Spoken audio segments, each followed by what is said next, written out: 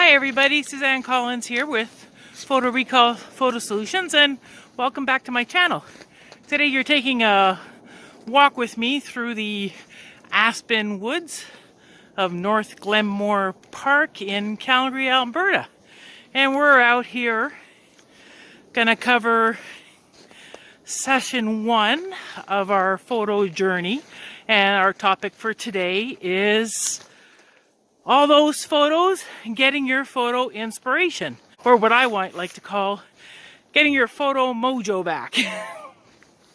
So there might be several reasons why you may not be doing things with your photos right now, and I'm going to cover 3 categories. 2 are a bit intermixed, but number 1 might be I have all those photos but I don't know what to do with them, and it could fall into the category of A, I want to do something but I'm not sure what, or B, I just want to get my photos organized. I have no intention on scrapbooking. So we'll get some photo mojo there and help you with some of that organization. The 3rd category might be someone who has been scrapbooking for a while but needs a little bit of inspiration because they're a bit stuck.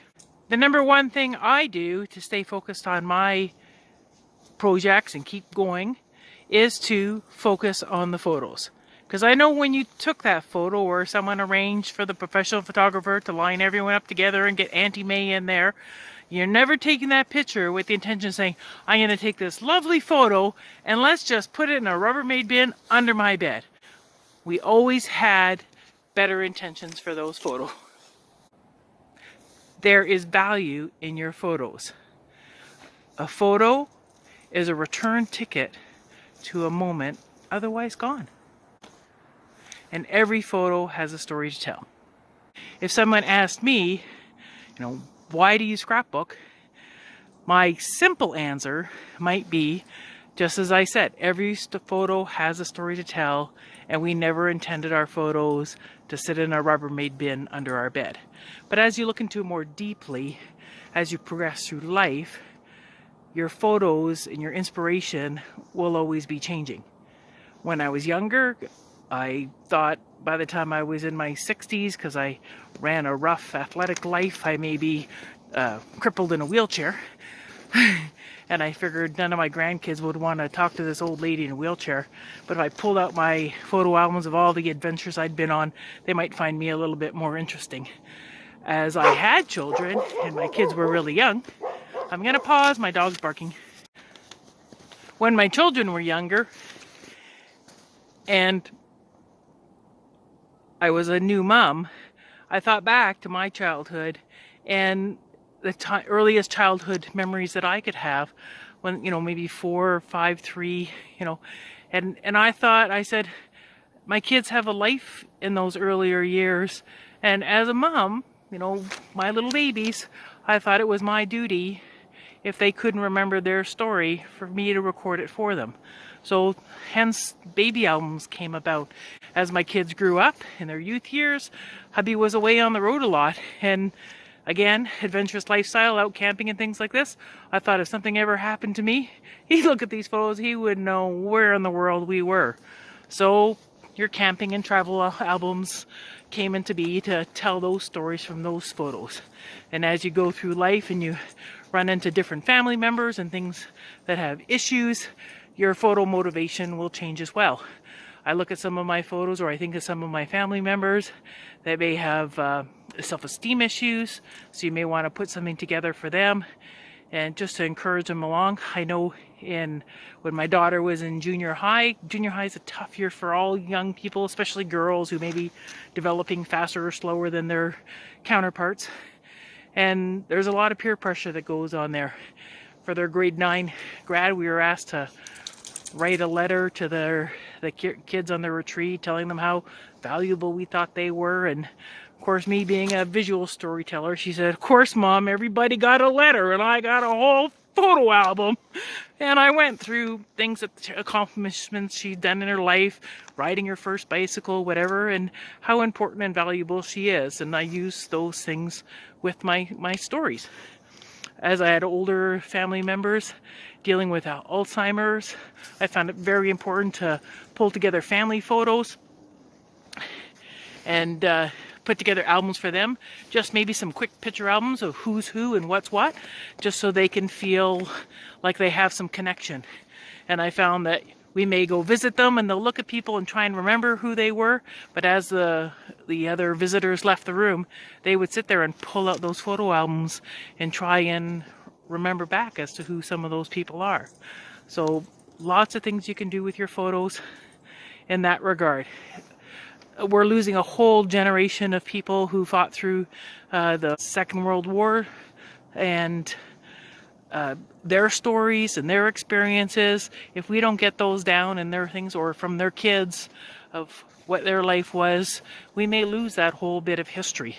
So as a historian, family photo teller, those are important stories to tell as well. During today's time, we're sitting here in 2021, second wave of COVID's coming through. People are isolated, trapped, feeling apart from everyone else. I'm thinking of some seniors that I know in folks' homes that if the family pulls together and everyone just send them a little note or a card or a well wish from their point of view of their things, someone can assemble those in a book and drop it off to the loved one, and that would have deep personal meaning to them. And of course, we can make copies for the whole rest of the family. So what's your inspiration? What are your photos telling you? What do they want to say? Is it a record of your life? Is it inspiration for a youth or an elderly person, or a coworker or friend? So my challenge to you now is to look through your photos or think of photos you have and make a list of different things you can do with your photos and how you can do a visual journey of your life or inspire somebody else. I'm sure you can find at least 5 albums you can make right now. Now, in order to help you with your journey, like going on a diet or anything like this, it's always fun to recruit a friend and bring them along on the journey with you. So if you have a friend, phone them up and say, hey, I'm going to try out this program with Sue, and why don't you tune in with me? So share my channel and have them join you in your journey, and they can work with their photos at the same time, or work on an album with other family members together, even if they're from a distance. With today's digital world, you can email photos to each other and share things so easily that everyone can pitch in and create an album together. Connect the family members. So you can take someone special on your journey, you can recruit your whole family and get everybody working on an album, and then if you're going to work with that many people, start a business and inspire them as well, or have them come along with me, and you can be their local dealer in your neighborhood.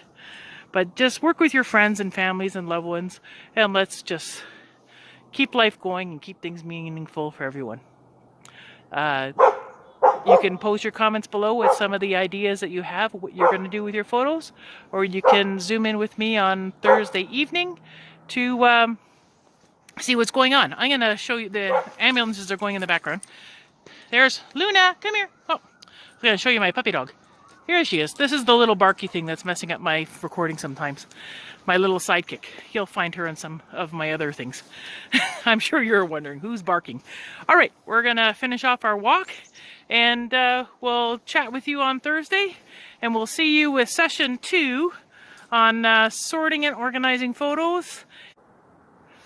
So before you go, remember, if you haven't done so yet, like this video, subscribe to my page, share it with somebody else, and press the notification bell so you do get the reminder for the next posting. All right, we'll talk to you soon.